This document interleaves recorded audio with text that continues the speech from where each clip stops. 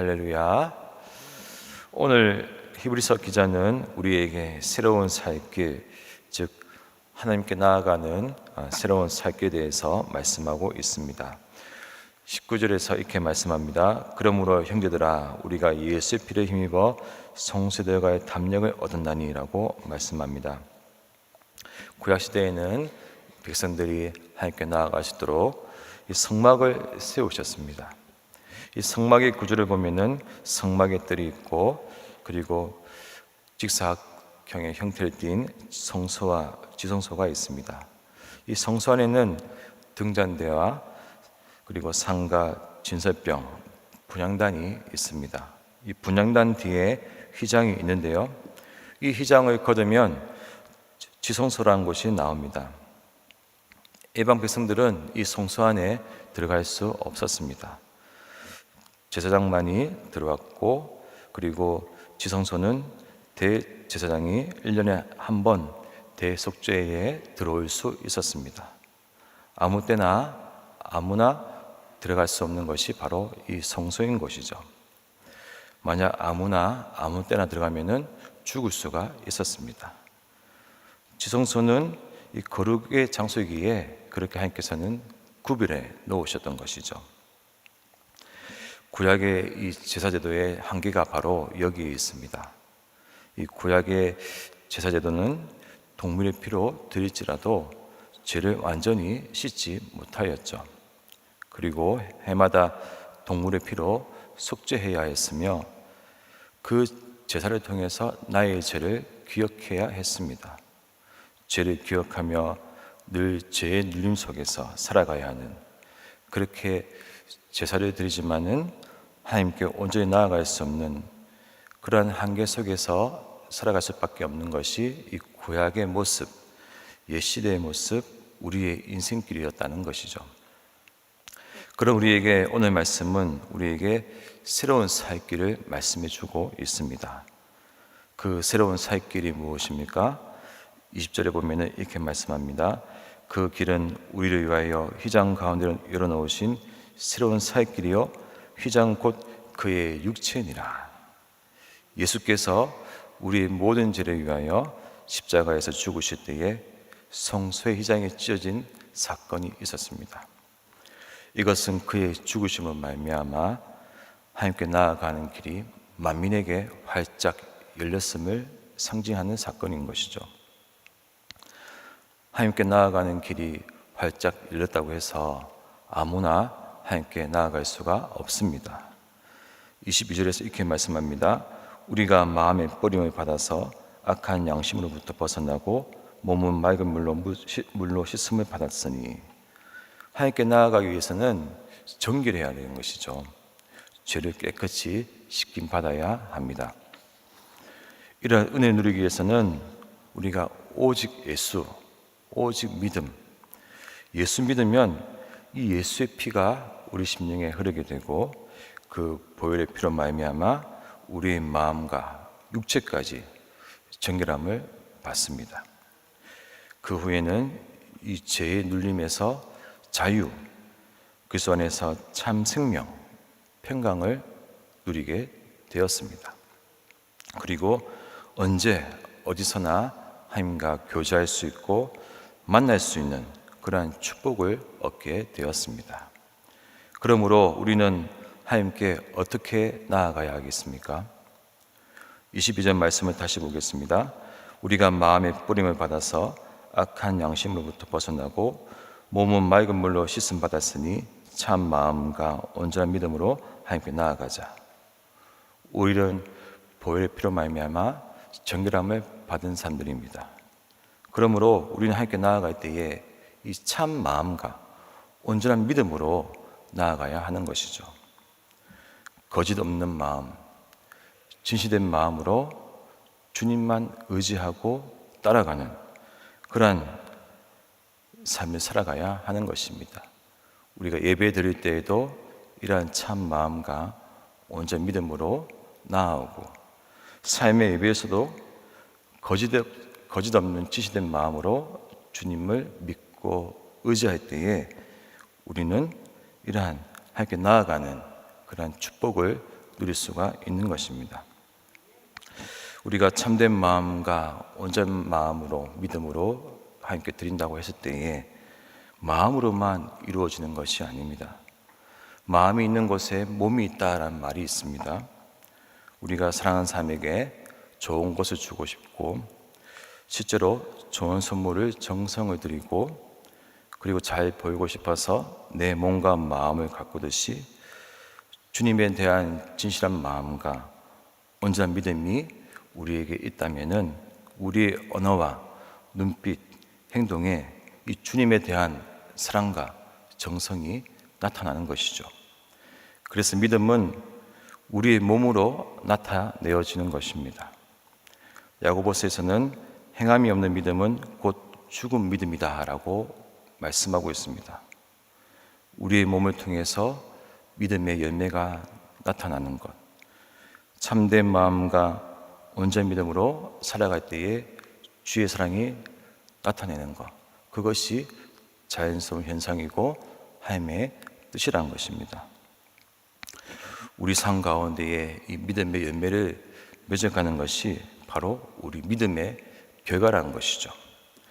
우리 삶에 내 몸을 통해서 열매가 맺어지도록 우리가 헛된 곳에 마음을 두지 말고 오직 진실된 마음으로 예수님께 더욱더 집중하고 예수님만 믿고 따라가셔서 우리 삶에 이 믿음의 열매가 나타나기를 소망합니다. 그로 인하여 따라오는 참된 평강, 참된 자유, 그 보혈의 능력이 우리 심령에 가득히 임하여서 우리 삶에 가득히 임하여서 그 보혈의 능력으로 모든 어둠이 떠나가고 씻겨지고 새로워지는 그러한 축복이 임하는 우리 모두가 되시기를 기도하고 축복합니다. 우리가 하나님께 나아가기 위한 두 번째는 모이기에 힘을 써야 합니다. 오늘 말씀 24절에서 이렇게 말씀합니다. 서로 돌아보아 사랑과 선행을 격려하며 라고 말씀하고 있습니다. 히브리서가 쓰여진 당시 유대 그리스도인들은 로마 황제에게 박해를 받았습니다. 이런 고난이 나여 그 중에 어려움을 피하기 위해서 배교하는 사람들이 있었습니다. 하지만 그 가운데도 믿음을 끝까지 지킨 사람들이 있었죠. 어떤 글을 보니까 로마 콜로세움 경기장에 끌려간 이 성도들에 대한 글이었습니다. 경기장에는 굶주린 맹수가 가득하였고 많은 성도들이 끌려가서 그 맹수에게 잡아먹혔습니다.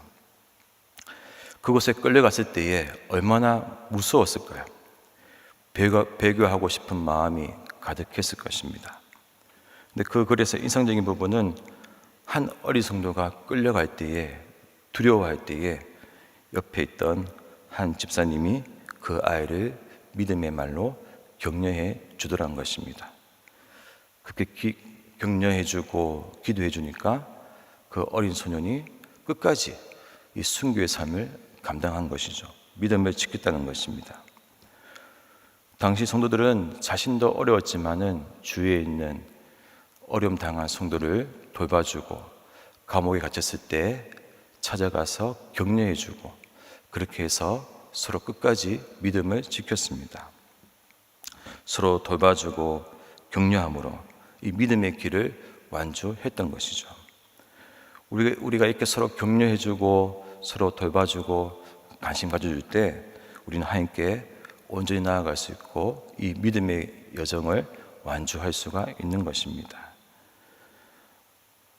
나 혼자서는 이 믿음의 생활을 잘 감당할 수가 없습니다. 왜냐하면 우리는 연약한 사람이기 때문이죠. 초대교회처럼 우리가 극심한 박해와 생명을 잃어버리고 재산을 빼앗기고 그런 박해는 없지만은 우리가 믿음 생활을 할 때에 찾아오는 어떤 시련, 유혹, 환난, 시험들이 있습니다. 그런 이들로 낙심이 될 때가 있고 믿음이 흔들릴 때가 있고 나의 이 삶의 방향, 믿음의 방향이 흐트러질 때가 있다는 것이죠. 그럴 때에 어떤 권사님의 격려, 집사님의 중보기도, 이 겉면의 말들, 그러한 관심과 사랑으로 흔들린 나를 바로 세우고 힘을 얻고 일어서게 되더라는 것입니다. 이 서로를 향한 관심과 돌봄, 격려가 어디에서 나옵니까? 바로 모이기 힘쓸 때에, 모일 때에 그러한 격려와 돌봄이 있다는 것입니다. 구역 모임에서, 전도의 모임에서 이루어지는 그 사랑과 선행, 그 말씀, 격려들, 그리고 이 예배의 자리에서 이루어지는 그 말씀의, 선포되어진 말씀의 격려, 그 위로의 말들, 메시지, 그러한 격려와 사랑으로 우리는 다시 세움받고 일어설 수 있다는 것입니다. 그럼 우리는 모이기에 힘을 써야 합니다. 오늘 말씀에서도 우리는 우리에게 모이기에 힘을 쓰라 라고 하고 있습니다. 이 당시에 얼마나 어려웠습니까? 박해가 있었습니까? 그럼에도 이들은 모이기에 힘을 썼습니다. 우리도 모이기에 힘을 써야 하는 것입니다. 우리가 모이기에 힘을 쓸 때에, 특별히 이 믿음과 말씀의 자리에 모이기에 힘을 쓸 때에 우리는 더욱더 이 믿음의 여정을 잘 감당할 수 있고 우리 모두가 승리할 수 있다는 것이죠. 교회에서뿐만 아닙니다. 우리 가정에서도 이러한 모임이 이루어져야 합니다.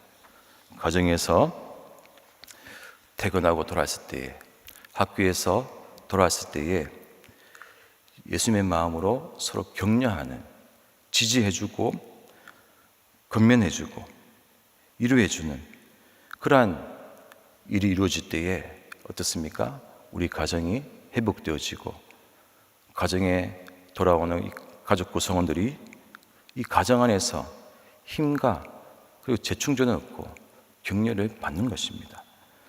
우리의 가정이, 우리 교회가 이러한 모임으로 힘을 쓰는 그러한 은혜가 가득하기를 축복합니다. 이러한 일들이 일어나면 어떤 역사가 일어납니까? 에베소서 2장 22절에 이렇게 말씀합니다. 너희도 성령 안에서 하나님의 거하신 처소가 되기 위하여 그리스도 예수 안에서 함께 지어져 가느니라. 그리스도 예수 안에서 함께 지어져 가느니라.